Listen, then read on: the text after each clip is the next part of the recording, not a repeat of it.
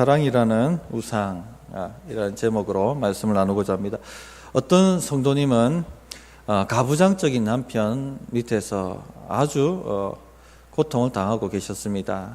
남편이 퇴근하여 집에 돌아오는 발소리조차 무섭고, 그 발소리가 나면 가슴이 쿵쾅쿵쾅거리고, 그렇게 사시는 분이 계셨습니다. 사태가 심각하다 생각 들어서 여전도사님이 신방하시고 이렇게 사는 것은 정상적인 삶이 아닙니다 라고 안내하고 또 상담을 했지만 이해하지를 못하셨습니다.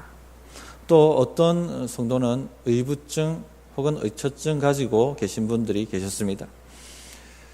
몇 분 간격으로 계속 문자하고 위치를 묻고 또 문자를 답하지 않으면 전화가 걸려오고, 그렇게 고통당하면서도 그것이 사랑이라고 생각하시는 분도 계셨습니다. 이런 고통스러운 가정생활을 하시는 분들이 좀 있었습니다. 우리 성도님들 가운데는 이런 분들이 안 계시리라 믿습니다만, 학대당하고 이용당하고, 그러면서도 이게 잘못됐다는 것, 정상에서 벗어났다 하는 것을, 병적인 관계라는 것을 깨닫지를 못하시는 분들이 꽤 계셨습니다. 맹목적이고 집착하고 모든 에너지를 거기다 쏟아붓고 기대대로 움직이지 않으면 버럭 화를 내고 폭력적으로 변하고, 그러면서 그것이 사랑이라고 이야기를 합니다. 이 모든 불행은 사랑이 우상이 되었기 때문에 일어나는 일들입니다. 그래서 이 사랑의 우상에 대해서 우리가 알아야 하겠습니다. 그래서 사랑이 우상이 될 수 있다 하는 것부터 우리 성도님들이 마음에 새기시기 바랍니다. 성경에는 사랑이 우상이 된 이야기가 몇 편 나옵니다. 퍼뜩 떠오르는 사람이 누구겠습니까? 삼손이죠. 삼손은 블레셋 여인들을 사랑함으로 인생 망친 사람이었습니다.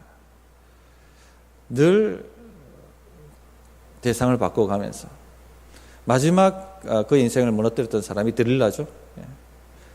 또 이 사랑이 우상이 된 이야기가 오늘 우리가 읽은 본문 야곱과 레아의 이야기에서도 나옵니다. 먼저 오늘 야곱부터 살펴보도록 하겠습니다. 하나님께서 아브라함에게 갈대아 우르를 나와서 약속의 땅으로 들어가라. 그리고 너의 후손을 통해서, 너의 씨를 통해서 메시아가 나게 될 것이고 온 민족이, 온 사람이 그를 통하여 복을 받을 것이다. 이렇게 말씀하셨습니다. 그래서 자식이 생길 때까지 100년, 100세가 될 때까지 기다려서 믿음으로 이삭을 얻게 됩니다. 그리고 이삭은 리브가와 결혼을 하게 되죠. 리브가가 임신을 했는데 쌍둥이가 태에 있었습니다. 하나님께서 말씀하시기를 형이 동생을 섬기리라 이렇게 말씀하셨습니다. 예언을 먼저 해주셨습니다. 메시아의 그 맥이 야곱을 통해서 흘러가게 될 것이다 하는 것을 예언해 주신 것입니다. 그러나 에서는 그 예언을 알고 있음에도 불구하고 이삭은 누구를 더 사랑했습니까? 에서를 더 사랑했습니다. 에서를 편애했습니다. 그래서 에서는 오만한 응석바지로 자라게 되어서 사람이 충동적인 사람이 되었습니다. 충동적으로 팥죽 한 그릇에 장자권을 팔아버리는 그런 일을 범하게 되죠. 반면에 야곱은 아빠의 사랑, 아버지의 사랑을 받지 못하고 자랐습니다. 그래서 어떻게든 자기 깨로서 살아남아야 된다. 자기 깨로서 이 사랑을 쟁취해야 된다. 이런 기회주의적인 사람으로 바뀌게 되었습니다. 그렇게 자라가게 되었습니다. 그런데 일이 언제 터졌느냐? 드디어 이제 장자권 축복을 위해서 기도하는 타임이 되었을 때에 드디어 골마 터졌던 일들이 터지기 시작합니다. 하나님의 예언을 알면서도 야곱이 아니죠. 자꾸 헷갈리네. 이삭이 에서를 기도하려고 합니다. 에서를 위해서 기도하려고 합니다. 편애한 거죠. 야곱은 이 소식을 듣고는 어떻게 합니까? 꾀를 내어서 아버지로부터 장자권의 축복을 받아냅니다. 그런데 이것을 에서가 알아버렸죠. 야곱은 목숨의 위협을 느끼고 라반 삼촌 집으로 도주를 합니다. 이때 야곱의 마음이 얼마나 황폐했을까요? 얼마나 구멍이 나 있었고 공허했겠습니까? 지금껏 하면서 평생 아버지 사랑 못 받고 살았습니다. 그나마 어머니가 사랑해줬지만, 그러나 남자가 아버지 사랑을 받지 못하고 자라는 것은 엄청난 가슴에 구멍을 납니다. 사랑 좀 받아보겠다고 에서로 변장해가지고 그 아버지 한번 축복받아보겠다고 머리 내밀었다가 그냥 인생이 끝나버린 것입니다. 그 라반 삼촌 집까지 가면서 얼마나 울고 또 울었겠습니까? 그는 마음에 큰 구멍을 가지고 라반 삼촌 집에 들어가게 된 것입니다. 그런데 이 야곱이 머리가 비상한 사람이니까 일을 너무 잘하는 겁니다. 똑 부러지게 잘합니다. 라반 삼촌도 한 머리 하는 사람입니다. 그러니까 사람을 잘 이용할 줄 아는 사람, 약점을 알면 그 약점을 물고 그 사람에게서 뽑아낼 걸 다 뽑아내는 사람이 라반이었습니다. 야곱의 약점이 뭡니까? 가슴에 구멍입니다. 구멍. 그래서 계약을 하죠. 품상을 정하라. 내가 주겠다. 그러자 야곱이 바로 대답합니다. 라헬을 주십시오. 16절 좀 다시 보시면 17절부터 보시면 레아는 시력이 약하고 라헬은 곱고 아리따우니 야곱이 라헬을 더 사랑함으로 대답하되 내가 외삼촌의 작은 딸 라헬을 위하여 외삼촌에게 7년을 섬기리이다. 라반이 이르되 그를 내게 주는 것이 타인에게 주는 것보다 나으니 나와 함께 있으라. 야곱이 라헬을 위하여 7년 동안 라반을 섬겼으나 그를 사랑하는 까닭에 7년을 며칠같이 여겼더라 되어 있습니다. 라헬을 위해 7년을 일했습니다. 이 7년이라는 것은 당시 지참금 여기에 비하면 엄청난 비용이죠. 그 7년이라는 비용을 들여서 라헬을 얻고 싶다는 겁니다. 그런데 이 엄청난 값을 치렀지만 그 7년을 야곱은 며칠로 여겼다고 합니까? 수일로. 그 7년이라는 것이 수일로 여길 정도로 그렇게 라헬에게 완전히 마음이 몰입되어 있었다는 것입니다. 왜 그랬을 것 같습니까? 진짜 사랑해서? 아닙니다. 앞에서 언급했지만 야곱은 공허할 대로 공허해진 상태입니다. 아버지 사랑 못 받고 자랐고 그나마 어머니 사랑 받았는데 사단이 나가지고 이제는 어머니도 볼 수 없을 만큼 라반의 집에서 살아가야 하는 삶이 된 것입니다. 그런데 이제껏 보지 못했던 엄마 외에는 보지 못했는데 정말 아리따운 여인을 보게 된 것입니다. 그런데 그 아리따운 여인 라헬이 자기를 좋아해 주는 거예요. 그 공허한 마음에 저 여인만 얻으면 내 삶의 모든 불행은 끝나게 될 것이다.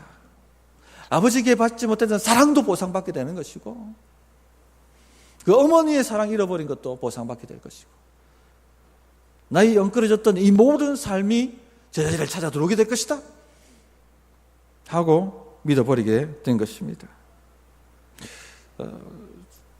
이 설교 처음 할 때 말씀드렸습니다만 마음은 우상의 공장입니다. 마음은 언제든지 하나님만이 주실 수 있는 안정과 만족을 다른 대상에게서 찾으려고 끊임없이 그 대상물을 찾아다닙니다. 지금 야곱의 마음은 하나님에게서 안정과 위로와 만족을 얻으려고 하는 것이 아니라 라헬에게서 만족을, 안정을 얻으려고 하는 것이죠. 그래서 라헬이 우상이 되어버린 것입니다. 사랑이 우상이 된 것입니다. 이것이 바로 세상 사람들이 살아가는 방식입니다. 하나님을 알지 못하니까, 하나님에게서 만족을 얻지 못하고 안정을 얻지 못하니까 늘 대상을 찾아다닙니다. 그 대상 중에서 하나가 가장 강력한 것이 사랑입니다. 유행가 노래를 다 들어보세요. 무슨 얘기를 하고 있습니까? 사랑 타령하고 있습니다. 소설을 읽어보십시오. 무언 타령합니까? 사랑 타령하고 있습니다. 이 세상 사람들은 사랑에 굶주려져 있습니다. 하나님의 사랑으로만 그 공허한 마음이 채워질 수 있음에도 불구하고 하나님을 알지 못하니까 남녀 간의 사랑에서 만족을 얻으려고 미친 듯이 달려가고 있는 것입니다. 야곱이 7년 동안 일했지만 수일처럼 여겼던 것처럼 미친 듯이 사랑을 갈구하면서 찾아다니고 있습니다. 연속극을 다 보십시오. 무슨 얘기하고 있습니까? 사랑 얘기입니다. 불륜이든 그렇지 않든 상관이 없습니다. 사랑이면 모든 것이 된다고 믿고 있습니다. 이처럼 사랑이 이 시대에 우상이 되어 있습니다. 하나님께서 주실 수 있는 만족과 위로와 안정을 다른 대상물에서 찾으려고 하는 모든 것은 우상이 됩니다. 그것이 돈이든 명예든 권력이든 유행도 마찬가지입니다. 왜 사람들이 유행을 따라가는 줄 아십니까? 대중주의입니다. 모든 사람이 같이 하는 것을 하지 않으면 왠지 불안합니다. 뒤처지는 것 같고 가치가 떨어지는 것 같고, 하나님만이 주실 수 있는 만족과 안정과 위로를 이런 대중주의에서 유행에서 찾는 거죠. 그래서 유행 바뀔 때마다 계속 바꾸는 거예요. 미친 듯이. 이 모든 것이 우상입니다. 야곱은 사랑을 통해서 만족을, 인생의 목적을 얻으려고 했습니다. 야곱의 내면이 이처럼 공허했다 하는 것을 아셔야 됩니다. 그래서 7년 동안 이 라헬을 통해서 보상받으려고 미친 듯이 일을 했습니다. 그런데 이렇게 우상을 숭배하면 이용당합니다. 꼭 이 약점을 알고 이용하는 사람들이 있어요. 라반은 야곱의 약점을 알았기 때문에 그를 이용하죠. 드디어 7년이 지났습니다. 라헬을 줘야 될 타임이 되었는데 잔치를 벌렸습니다. 그날 밤에 그 신부들은 다 베일을 하고 오니까 또 얼마나 기뻤으면 막 술이 취했죠. 야곱이 그날 밤에 들어갔는데 아침에 일어나 봤더니 레아가 그 자리에 있었습니다. 아마 레아도 남몰래 야곱을 흠모했던 것 같습니다. 그러니까 아버지하고 짜고 레아가 동의하지 않는다면 이런 일이 일어날 수 없죠. 레아도 동의하고 그래서 야곱에게 들어갔던 것입니다. 그랬더니 이제 아침에 야곱이 묻습니다. 도대체 삼촌 이럴 수가 있습니까? 했더니 형 보내기 전에 동생 먼저 보내는 법은 우리 지방에 없다. 이 말로 7년을 더 일하라 라고 얘기를 하게 됩니다. 그래서 14년 동안 착취당할 대로 착취당하고 맙니다. 성도님들, 야곱이 어떤 사람입니까? 꾀돌이 중에 꾀돌입니다. 머리 팽팽 돌아가는 사람입니다. 에서도 속이고 자기 아버지 이삭도 속일 수 있을 만큼 머리 잘 돌아가는 이 야곱이 어떻게 이렇게 속을 수가 있습니까? 깜쪽같이 우상에 빠져 있으면 이렇게 어리석어지는 거예요.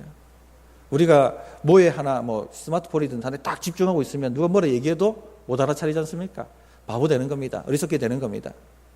우상에 딱 집중하고 있으면 어리석게 되는 겁니다.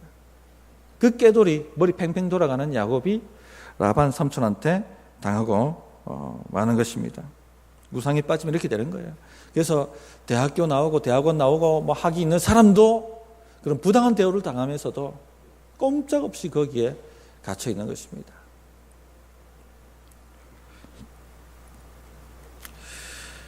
야곱에게 라헬은 자신의 비참한 삶을 구원해 줄 수 있는 구세주 같아 보였습니다.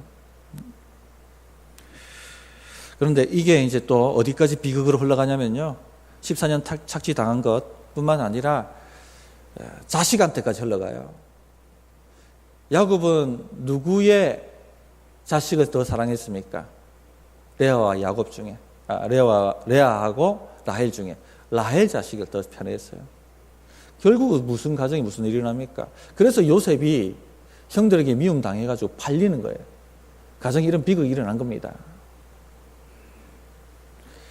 사랑이 우상이 되면 가정에 행복할 날이 없습니다. 불행이 찾아옵니다. 자식 때까지 그게 흘러갑니다. 문제가 생기게 되어 있다 하는 것을 아시기를 바랍니다. 어떻게 그러면 이걸 해결해야 되는가? 하나님의 사랑이 중심이 될 때 모든 사랑이 제자리를 찾습니다. 하나님이 우리의 삶의 사랑의 중심이 될 때 모든 것이 제자리를 찾아 들어가게 되어 있다 하는 것을 아셔야 되겠습니다.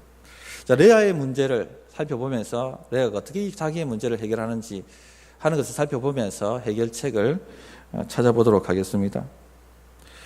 레아는 시력이 나쁘다 이렇게 기록되어 있죠. 반면에 시력이 약하고 라헬은 곱고 아리따우니 이렇게 기록하고 있습니다. 자, 레아가 시력이 나쁘면 라헬은 시력이 좋았다 이렇게 얘기해야지 대비가 되지 않습니까? 레아는 시력이 나빴고 라헬은 아리따고 고왔다. 이거는 서로 대비가 카테고리가 다른 얘기를 하고 있는 거죠. 이 뭘 얘기하냐면은 레아가 사팔뜨기였다는 걸 얘기하는 겁니다. 그러니까 누가 좋아하겠습니까? 누가 이 레아에게 시집을 가려고 하겠습니까? 그래서 이런 식으로라도 레아를 시집 보내지 않으면 시집 갈 수가 없는 상황이었어요. 레아의 마음에도 야곱 많지 마음에 구멍이 있는 그런 인생이었어요. 30절 보시면 야곱이 또한 라헬에게로 들어갔고 그가 레아보다 라헬을 더 사랑하여 다시 7년 동안 라마를 섬겼다. 레아는 사랑받지 못한 여인이었습니다. 그래서 야곱이 나를 사랑하면 내 인생이 행복해질 건데 자기 레아도 동일하게 사랑해서 만족을 얻으려고 한 거죠. 사랑이 우상이었습니다. 야곱이 나를 사랑하면 근데 야곱은 라헬을 더 사랑하는 거예요. 라헬을 더. 어떻게 하면 야곱의 마음을 얻을 수 있을까? 그 해답을 아들을 낳는 것에서 찾았어요. 찾으려고 한 겁니다. 32절 보십시오. 레아가 임신하여 아들을 낳고 그 이름을 르우벤이라 하여 이르되 뜻이 뭡니까? 여호와께서 나의 괴로움을 돌보셨으니 이제는 내 남편이 나를 사랑하리로다. 그러니까 르우벤을 낳았으니까 이제 내 남편이 나를 사랑할 것이다. 그런데 그렇게 되지 않죠? 우상 숭배는 항상 실패로 실망으로 넘어가게 되어 있습니다. 또 세월이 지나서 그가 다시 임신하여 33절입니다. 아들을 낳고 이르되 여호와께서 내가 사랑받지 못함을 들으셨으므로 내가 내게 이 아들도 주셨도다 하고 그의 이름을 시몬이라. 또 만족이 없었습니다. 34절 그가 또 임신하여 아들을 낳고 이르되 내가 그에게 새 아들을 낳았으니 내 남편이 지금부터 나와 연합하리로다. 레아는 이처럼 아들을 낳으면 남편이 나를 사랑해 줄 것이다. 라헬은 아들을 못 낳았으니까. 당시에 아들을 많이 낳는 여인이 사랑받는 여인이었습니다. 그러니까 레아는 3명의 아들을 낳았습니다. 야곱에게. 이제 내 남편이 나를 사랑해 주겠지 했지만 끄떡없습니다. 야곱은 오직 라헬 외에는 눈에 보이는 사람이 없었습니다. 얼마나 상대적 박탈감이 생겼을까요? 이처럼 우상을 섬기면 실패합니다. 기대가 높은 만큼 실망도 더 깊습니다. 아들을 많이 낳아도 전혀 야곱의 사랑을 얻지 못했습니다.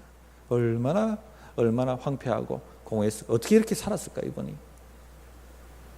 보통 결혼이 파경에 이르게 되는 이유가 배우자를 하나님 삼을 때 되는 겁니다. 이 배우자에게서 내 삶의 만족과 보상을 얻으려고 할 때 반드시 문제 생기고 결혼 생활이 파탄에 이르게 됩니다. 세상에 어떤 누구도 우리를 만족할 사람이 없습니다. 만족시킬 사람이 없습니다. 어떤 남편을 갖다 넣어도 그 남편이 우리에게 만족과 안정을 줄 수가 없다는 얘기입니다. 이 지구상에 어떤 사람도 우리를 만족시킬 사람이 없습니다. 오직 하나님만이 우리를 만족해 하고 안정케 만들고 구원하실 수 있는 분이십니다. 그래서 보통 이런 기대를 가지고 결혼을 하는데 가정을 꾸리는데 이 기대가 반드시 무너지게 되어 있죠. 3가지 반응이 올라오게 되어 있습니다. 첫째는요, 다른 데상 찾아다닙니다. 내가 이 남자 만나는 게 아니었어. 그때 나한테 좋다고 했던 그 남자하고 결혼했으면 행복했을 텐데. 이런 생각 한 번씩 해보시죠. 안 해보시습니까? 행복한 결혼 생활 하시네요. 그래가지고 이제 막 이혼하고 또 다른 남자 만나고 또 이혼하고 이런 여인 누굽니까? 사마리아 여인, 사마리아 여인. 그 연예인들이 결혼했다가 또 이혼하고 또 다른 남자 만나서 또 결혼했다가 또 이혼하고 사랑이 우상이 되면 이렇게 반응합니다. 두 번째 반응이 뭐냐면 자신을 칩니다. 그래, 나는 안 되는 인생이야. 누가 나를 사랑해 주겠어. 내 아버지도 나를 사랑하지 않았는데 나는 태어나지 말았어야 됐었어. 그리고 늘 내가 저런 사람이어서 저렇게 태어났었으면, 저 집안에 태어났었으면 늘 그걸 부러워해요. 자기를 정죄하고. 자기 발을 때리고 자기 혐오하고. 이것도 답이 아닙니다. 불행해지죠. 늘 불행합니다. 셋째, 세상 탓합니다. 이 더러운 세상 확 죽어버려야 돼요. 내 혼자 죽기에는 아까우니까, 열받으니까 같이 죽여버릴 거야. 그리고 그냥 길 가는 사람 아무나 잡아다가 죽이는 것 아닙니까? 이런 반응을 할 수 있어요. 이게 다 이렇게 되는 겁니다. 사랑의 우상이 되면. 해결책은 하나님께로 눈을 돌리는 겁니다. 하나님이 나를 얼마나 사랑하시는가 하는 것을 깨닫고 그 사랑을 받아들이기 시작하면 모든 사랑이 제자리를 찾게 됩니다. 이제 레아가 막내 아들 유다를 낳습니다. 근데 반응이 달라요. 35절을 보십시오. 그가 또 임신하여 아들을 낳고 이르되 내가 이제는 뭡니까? 남편 사랑 구하지 않습니다. 여호와를 찬송하리로다 하고 이로 말미암아 그가 그의 이름을 유다라 하고 그의 출산이 멈췄더라 되어 있습니다. 하나님의 사랑을 안 겁니다. 내가 사랑받지 못하니까 하나님이 나를 사랑하셔서 나에게 아들을 주셨구나. 유다를 낳을 때 깨달은 겁니다. 그래서 하나님을 찬양한 겁니다. 하나님이 나를 이처럼 사랑하셨구나. 하나님이 내가 사랑받지 못한 것 아시고 이렇게 나를 사랑하셨구나. 이것이 기다려져야 됩니다. 하나님은 약한 자들, 사랑받지 못하는 자들, 하나님은 의를 부르러 온 것이 아니라 죄인을 부르러 오셨습니다. 사랑받지 못하는 사람들, 마음에 구멍이 있는 사람들, 공허한 사람들, 그런 사람 사랑하셔서 오신 겁니다. 그래서 메시아가 레아의 후손으로부터 오는 겁니다. 유다에서 다윗 지파가 나오고 거기서 메시아가 나오시는 겁니다. 우리 흔히 이런 생각하죠. 왜 요셉에게서 메시아가 나오지 않았을까?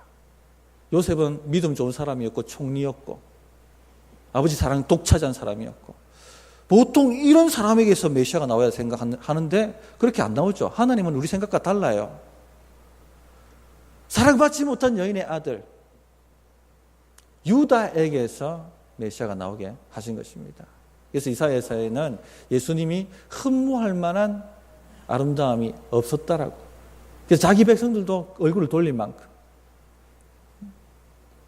버림받은 사람으로 마지막 십자가에서 하나님 아버지에게까지 버림을 당하실 만큼 레아의 후손으로 오신 것입니다. 하나님이 이처럼 사랑받지 못하는 사람들, 마음에 구멍이 있는 사람들을 사랑하신다는 것입니다. 우리 성도님들, 이 하나님의 사랑을 마음에 깊이 새기십시오. 이 하나님의 사랑을 깊이 묵상하시고 자기 영혼에 먹이시기 바랍니다. 우리 안에 있는 이 큰 구멍들이 하나님의 사랑으로 메꾸어질 수 있도록, 그렇게 되면 모든 인간관계가 바로잡힙니다. 모든 사랑이 바로잡힙니다. 인생이 바로잡히게 되어 있습니다. 말씀을 정리하고자 합니다. 성도님들, 남편, 아내에게서 만족과 안정과 사랑은 얻어야 되겠죠. 구원을 얻으려고 하지 마십시오. 인생의 목적을 거기에 두시면 반드시 걸려 넘어지게 되어 있습니다. 내 아내가 이랬으면 좋았을 텐데. 결혼 초기에 그런 생각 많이 들더라고요. 근데 살아보니까 하나님의 사랑이 내 마음의 중심이 되니까 이게 사라져요. 이게 지금 황혼 이혼이 늘고 있다고 얘기하지 않습니까?